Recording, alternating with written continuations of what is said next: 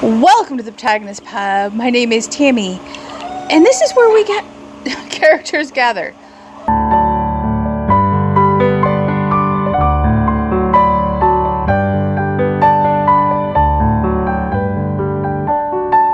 I'm outside, as you can see, and the chickens are doing their chickeny things.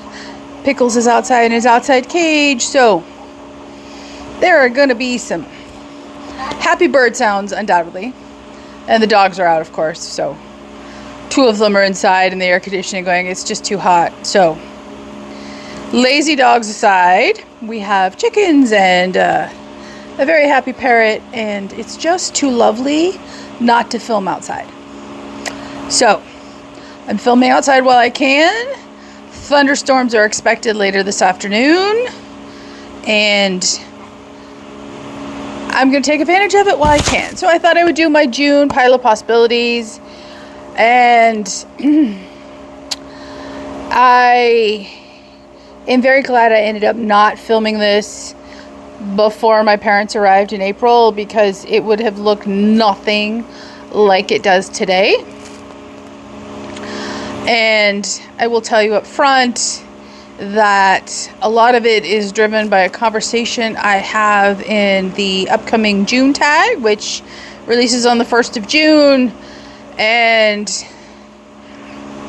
that has driven a lot of inclusion on this pile of possibilities. It was also greatly influenced yesterday by Big Book Summer and June on the Range. I'm going to do a separate video for Big Book Summer and all the things that are probably that I know have my attention. We will see how many I get through, but it's definitely not a surprise to anyone that, well, I like big books. June on the Range is a completely new readathon to me. I have never heard of it. It's been going on for several years now. I watched a bunch of announcement videos yesterday. I will link several and the details of the readathon in the description box down below, along with Big Summer. But can I just say, y'all, I think with one exception, every video I watched for June on the Range was hosted by a wonderful male booktuber I had never heard of before, and the creativity in their opening sequences and their thumbnails was just astounding and so inspiring. And with one exception, all of the men had on a cowboy hat or a hat of some kind for their videos, and it was just fabulous. So that definitely altered my read. As you know, I've thrown out my roadmap and I've thrown out Dave's books. I'm still reading them, but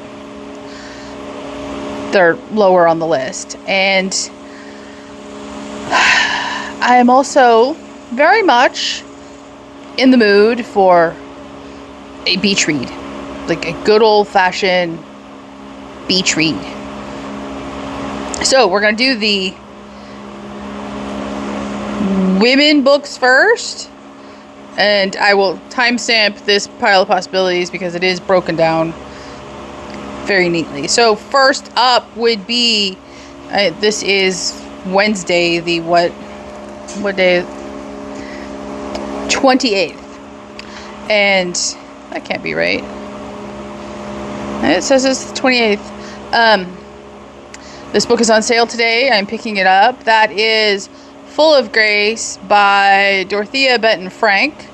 And it is a Southern romance of love and faith.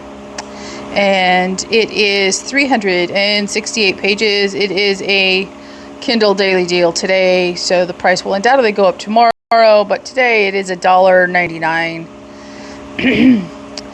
And it's okay. It's 368 pages, so it does not qualify for Big Book Summer, but I will read you the description. A moving story of the power of love and the miracles of life, chock full of southern wit, sass, and charm. Grace is an intelligent, struggling to be independent 31-year-old single woman living in sin, with a man she'd marry if they both weren't so commitment phobic. Michael is a doctor and a scientist, and Grace has a good idea that he's also an atheist. Over the years, this dutiful Catholic girl has become ambivalent about her faith, but her family is devoutly old-fashioned as it gets.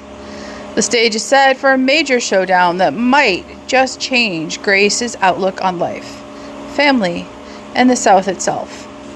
And A, it sounds very good. B, I did not know when I chose this book that the protagonist was Catholic.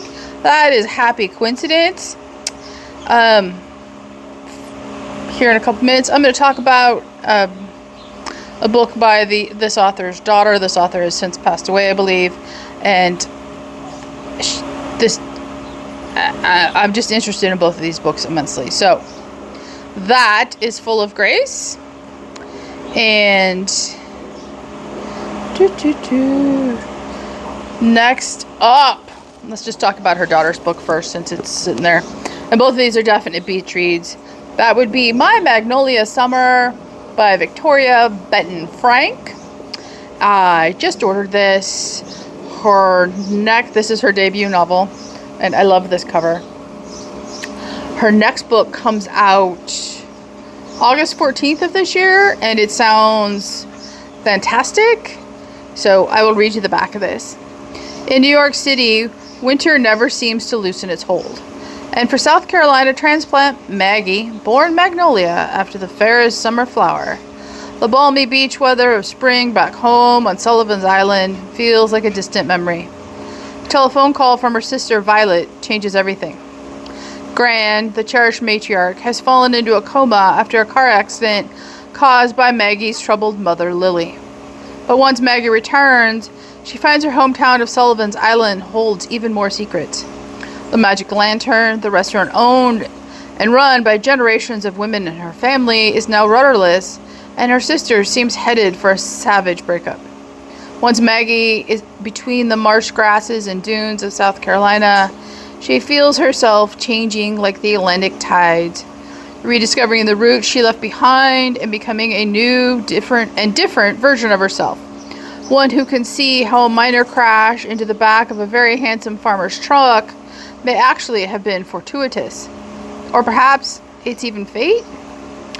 When the three generations of South Carolina women join forces, the family pillar Gran, troubled Lily, impulsive Violet, and redoubtable Maggie, anything is possible. With stunning descriptions of the magic of the Low Country, this novel will transport you to a world of family traditions and unexpected twists of fate. I think it sounds fabulous. I know Violet's story is the next book, and I am definitely here for this. And it's told from multiple perspectives, so there's zero chance I'm not reading this. Like zero chance I'm not reading this. Okay. And next up on the beach read, we're just going to keep it in the South here for a minute. And I was afraid that was going to happen. Luckily, it didn't land in anything bad. Okay. That would be Slightly South of Simple by Christy Woodson Harvey. And this is the first book in the Peach Bluff series. And no one is surprised I have picked up this book. I will tell you that it was cheaper to order the physical copy of the book than it was to purchase it on Kindle. And that is insanity in and of itself. I'm not going to read you the back of this one. I read this in the back. I read this for...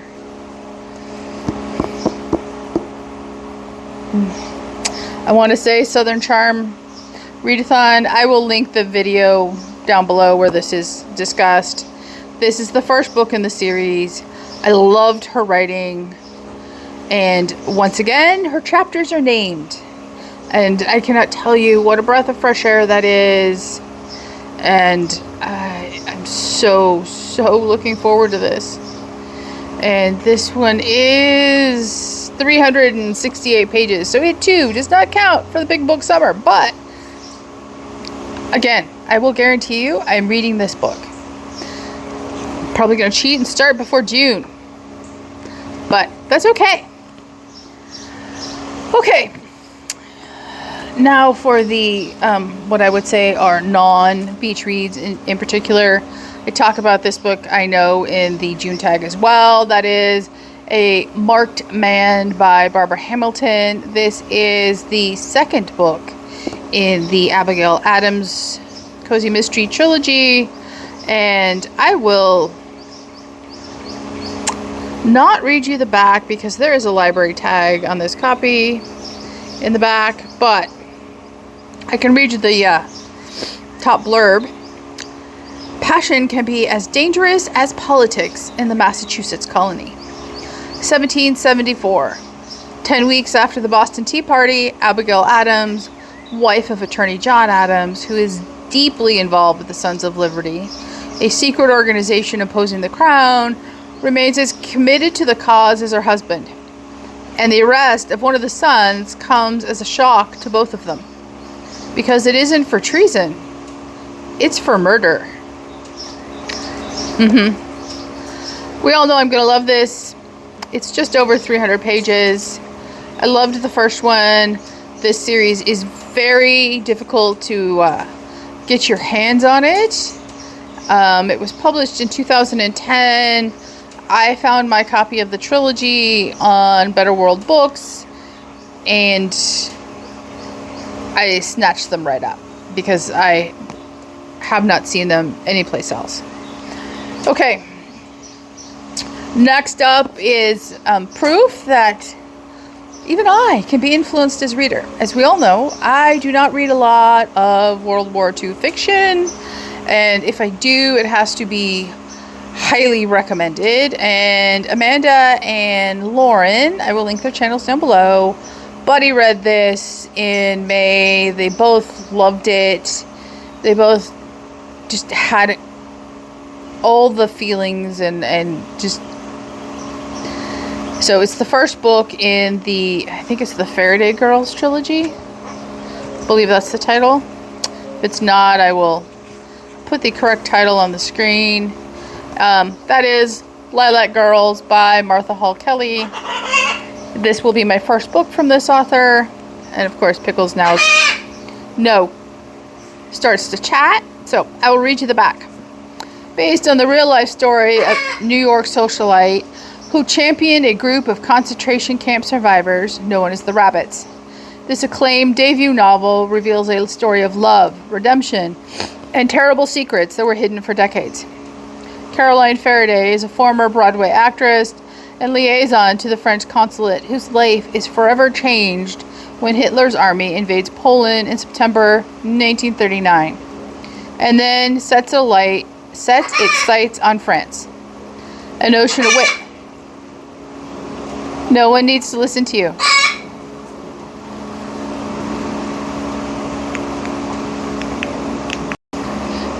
An ocean away from Caroline, Kasia Kaczmarek, a Polish teenager, sinks deeper into her role as a courier for the underground resistance movement. In Germany, Herta Oberhauser, a young doctor, answers an ad for a government medical position, only to find herself trapped in a male-dominated realm of Nazi secrets and power. The lives of these three women are set on a collision course when the unthinkable happens and Kasia is sent to Ravensbrück, the notorious Nazi concentration camp for women.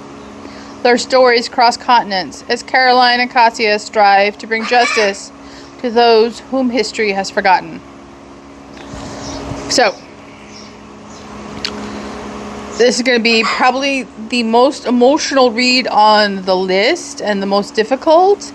But given how much both Amanda and Lauren liked it, I am intrigued and I want to know more. So we will see how I get on with a World War II book. Okay, next up is Buddy Read with Lindsay. We're undoubtedly going to take our time. And it's a nonfiction. And that is A Distant Mirror by Barbara Tuchman. And this is the calamitous 14th century. This is a book that is on the Read My Life challenge for myself. It was published in 1978 originally, so I know it's going to be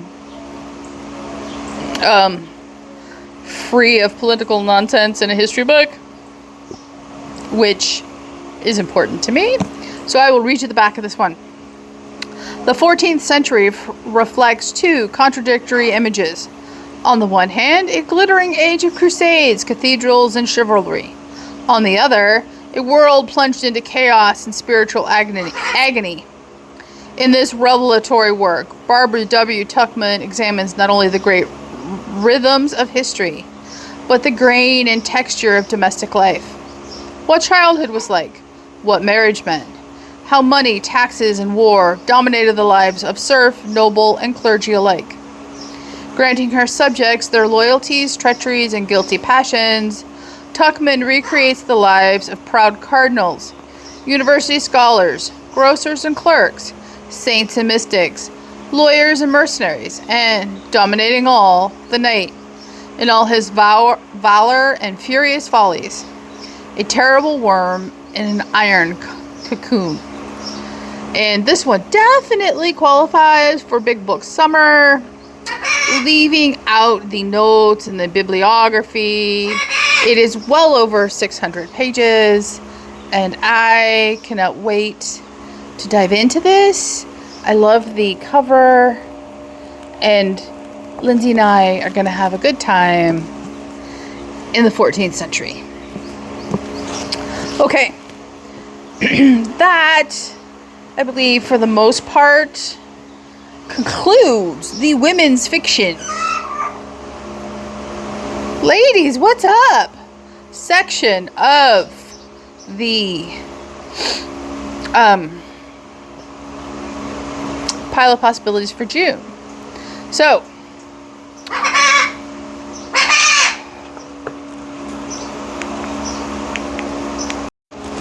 okay, I covered Pickles half up so he can't see me directly. That should cut down on his chatter. Otherwise, he's still fully involved. I am reading volume 6 of the Unselected Journals of Emma and Lion in June. I have already started. Chances are high that I will finish it before the beginning of June, but that's okay. I will talk about it in June. Okay, so now we are coming to the male section of my reading list, and I talk about this in the June tag, so I'm briefly going to touch on it here. Men seem to be disappearing from fiction, and I find this incredibly problematic. If it's a romance, then obviously you have a male character. He's vital to the story.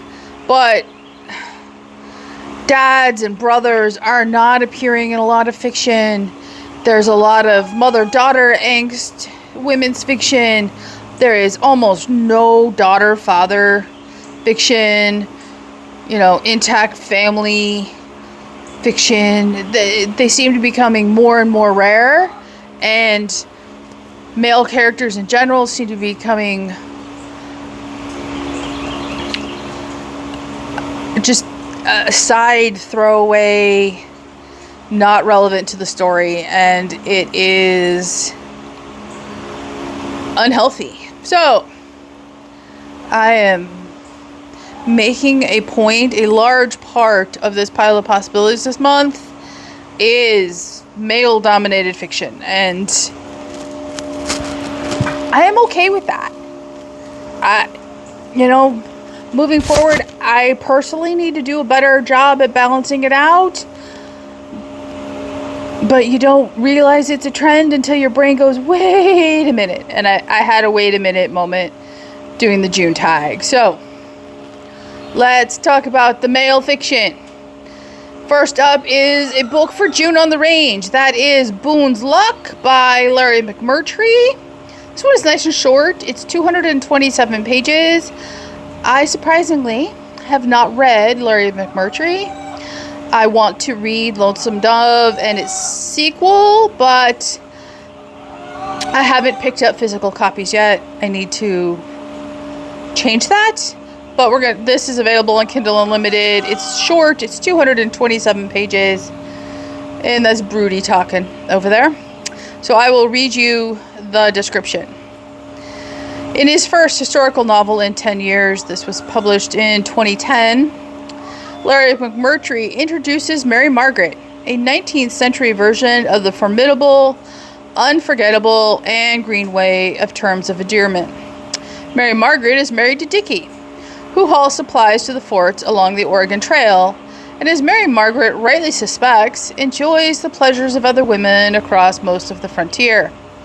Fed up and harboring a secret love of her own, she collects the kids, her brother-in-law Seth, her sister Rosie, and her cranky father, and makes her way westward to settle things once and for all.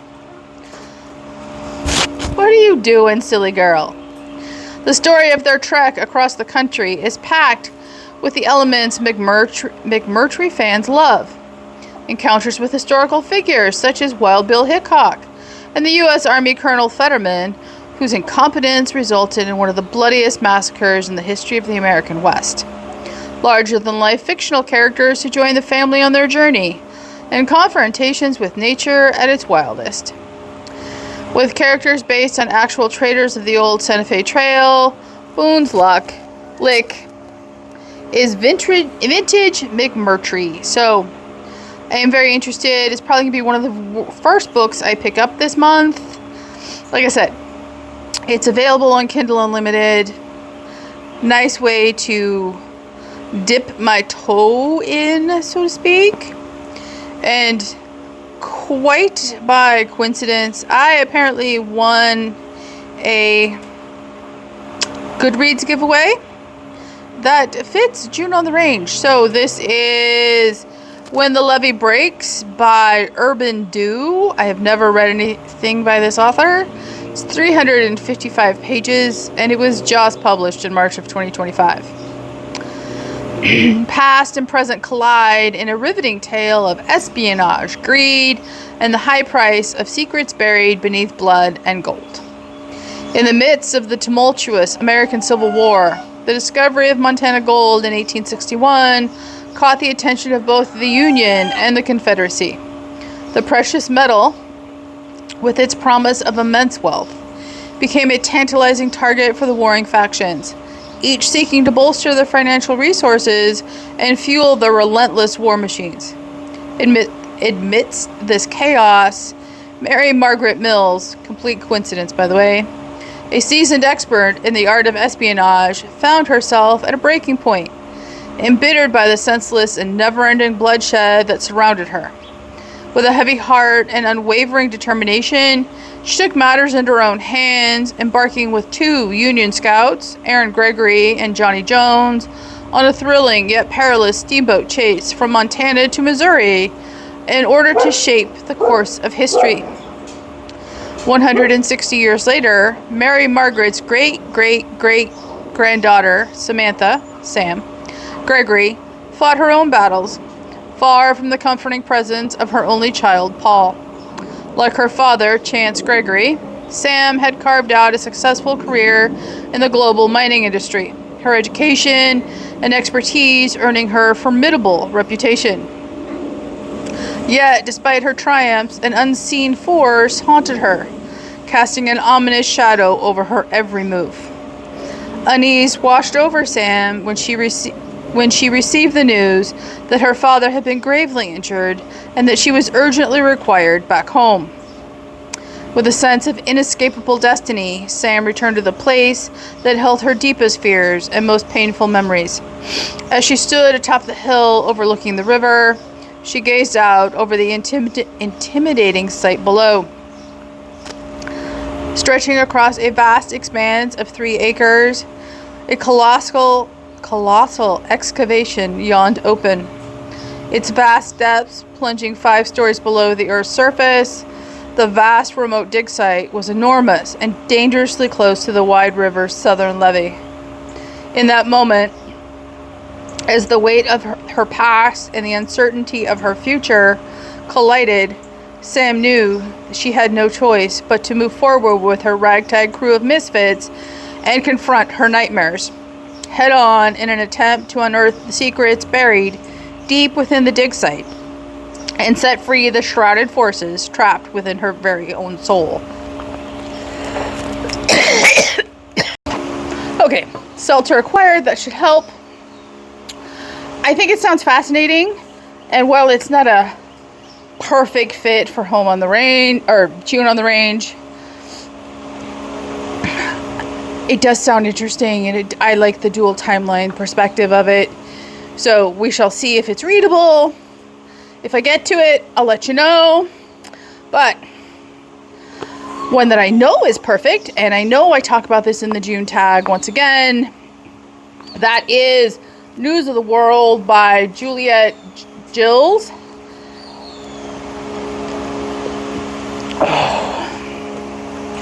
And I know I read the back of this in the June tag, so I'm not going to do it again. But this takes place in 1870. And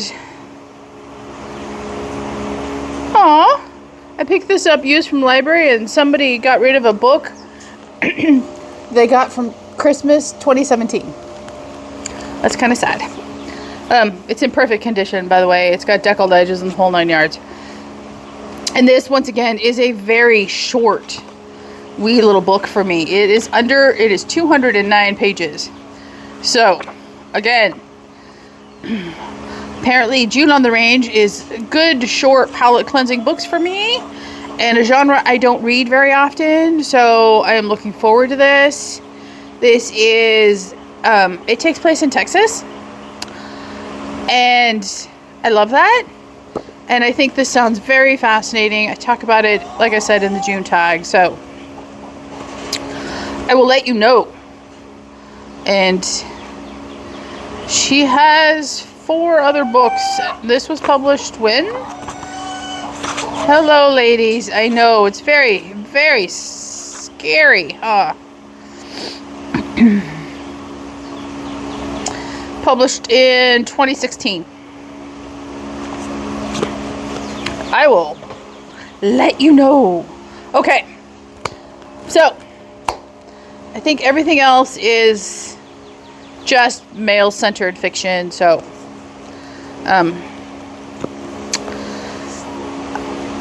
first up would be What Angels Fear by C.S. Harris. This is the first book in the Sebastian St. Cyr mystery series. If you watched my physical haul video, which I will link down below, I picked up hardbacks of, I think, books 15 and 16 from the library bookshop. Obviously, I cannot start that deep in a series, so I picked up the mass market paperback, which, as you know, is very rare for me, but again, it was a fraction of the price of the digital version. I'm not paying outrageous prices for digital books. I will read you the back. London, 1811. The threat of revolution haunts the upper classes of King George III's England. Then the body of a beautiful young woman is found savagely murdered on the altar steps of an ancient church near Westminster Abbey. A dueling pistol discovered at the scene and the damning testimony of a witness both point to one man, Sebastian St. Cyr, Viscount Devlin, a brilliant young nobleman shattered by his experiences in the Napoleonic Wars. Now a fugitive running for his life, Sebastian calls upon his skill as an officer during the war to catch the killer and prove his own innocence. In the process, he accumulates a band of unlikely allies, including the enigmatic beauty Kate Boleyn, who broke Sebastian's heart years ago.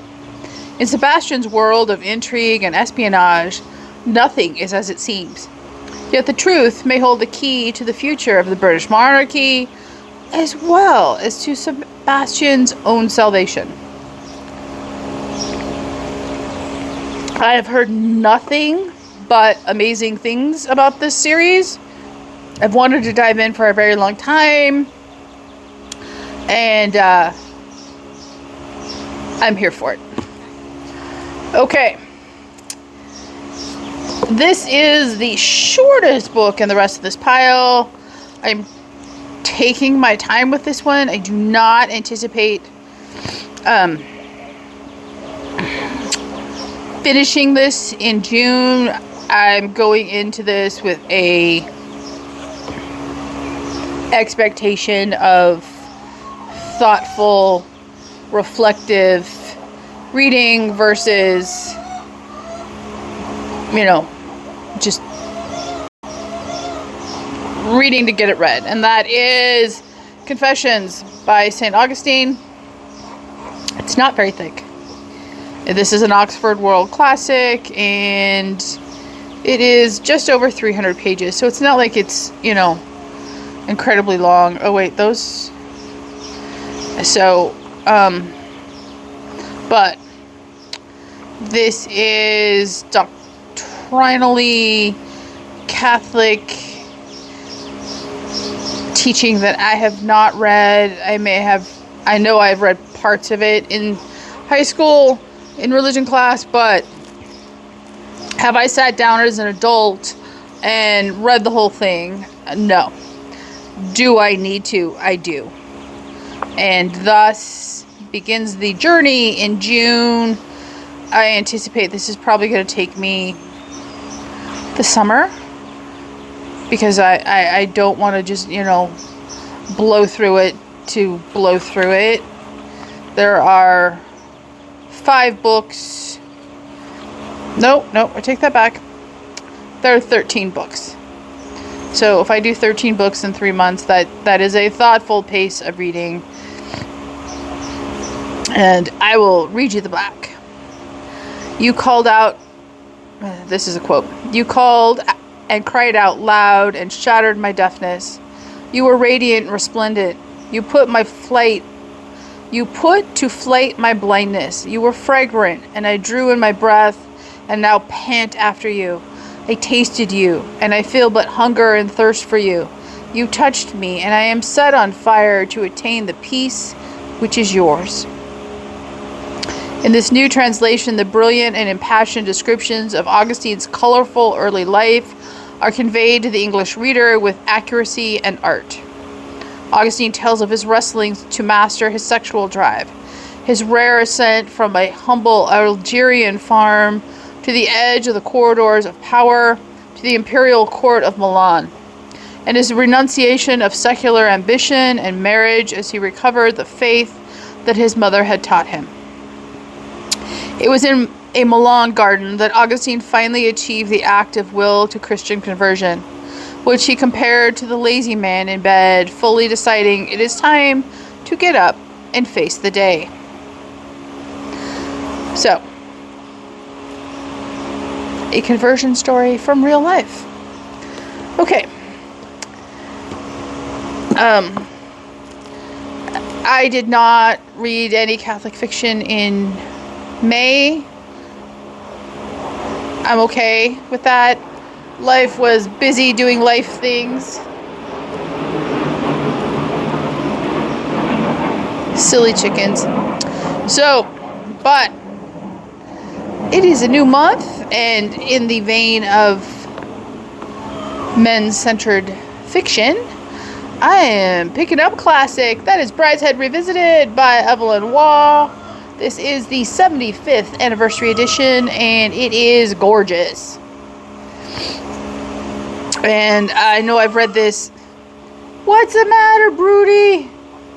What's the matter, huh? Okay, come tell me all about it. I know I've read this blurb recently, so I'm only going to read you the first paragraph.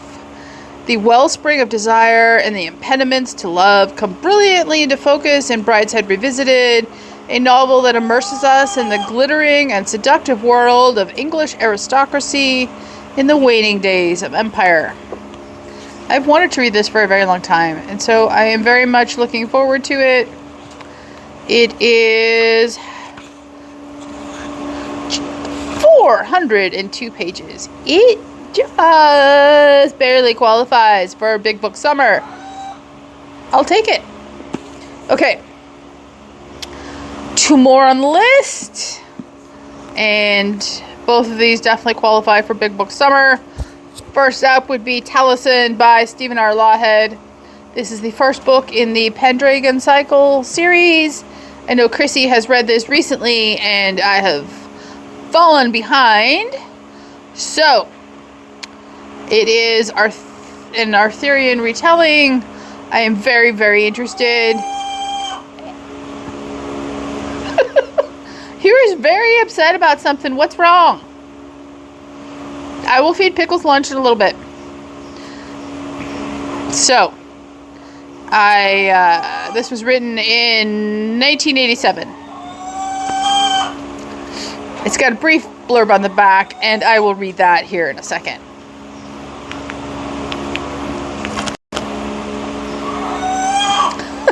As soon as I heard the camera, she starts talking.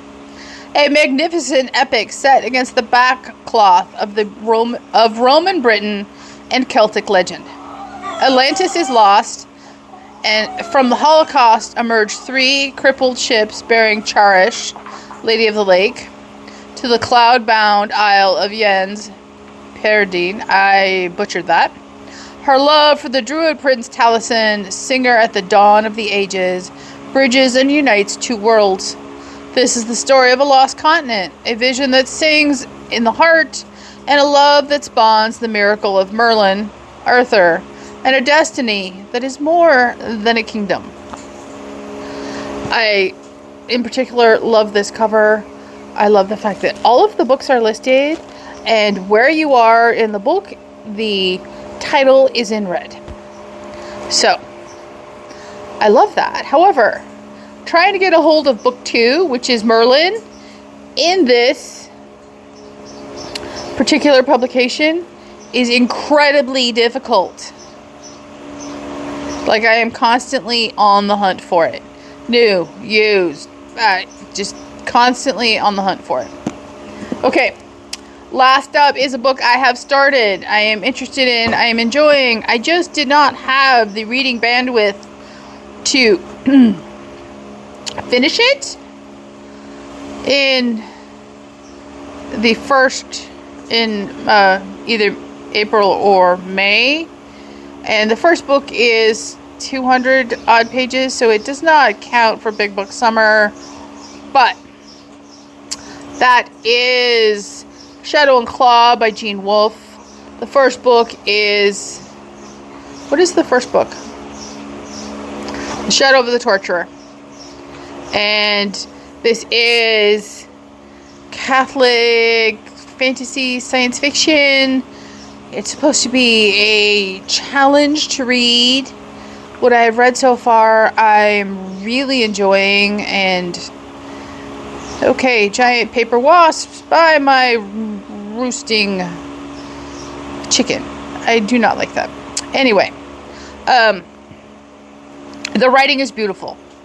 And the storytelling in here so far is fabulous. So, I am looking forward to it. This is a book bind up of the first 2 books in the series. And the Shadow of the Torturer is like 260 pages.